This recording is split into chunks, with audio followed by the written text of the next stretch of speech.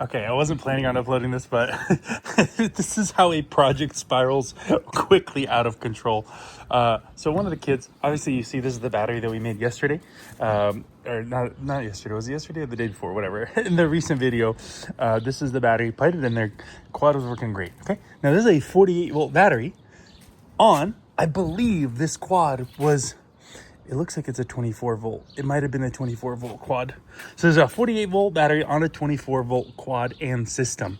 And right here, this is the original motor. Yeah, 24 volt, 350 watts. You can see that right there. Okay. So kid comes to me yesterday. Hey, it's going really slow. And the motor smells. There's like smoker smells coming from this motor. This is the original motor. I'm over here thinking, I was like, oh, whatever, you know, like I have a motor right there. Like, look, it's almost identical motor, right? So, of course, it's never identical. So I was like, okay, cool. Let me go grab the extra motor that I have, okay? And just see if we can just switch it from the old one to the new one that I have, okay? Cool. First problem, the sprocket, okay? Here's the sprocket from the old one. You can see it's all nice and dirty, like that. Here's the sprocket. Oh, I already took it off. Here's the sprocket from the new one, okay? And you might be thinking like, oh, I see the issue. Oh, this grease gets all over your hands and it's impossible. You can see this is for like a real chain. This is for a bicycle chain or something. I don't know, much smaller teeth, right? And so you're like, okay, so that's not gonna fit.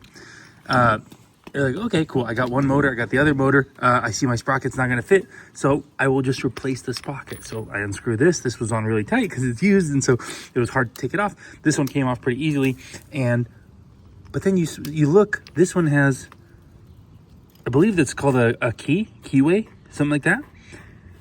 And this one doesn't. This one is just has the flat sides like on an e-bike. That's not gonna work. So then you have to, you think like, okay, great. I'm sure they have overlapping parts somewhere, right? And so you're like, okay, this one was over here, let's say. Let's say, but this one was actually over here, like that. And this one is over here, okay? And so you're looking at this with your sprockets off, you're looking at these two motors, and you go, okay, great. They look very similar. Look, it has a little thing to cover that. There's a little thing to cover that. You're like, okay, these are, I mean, we're talking basically identical. So you go a little bit deeper. I'm sure the parts overlap somewhere. So you take off the cover. You're like, oh, there's that big gear. These two gears in here, right? This one goes in there, and this one goes in here.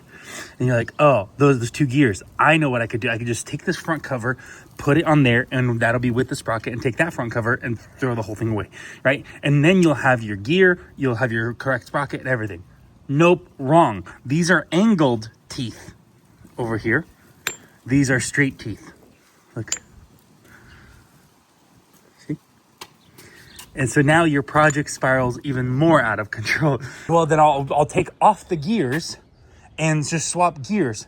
Gears don't work either because look, this one has that same keyway and this one's straight.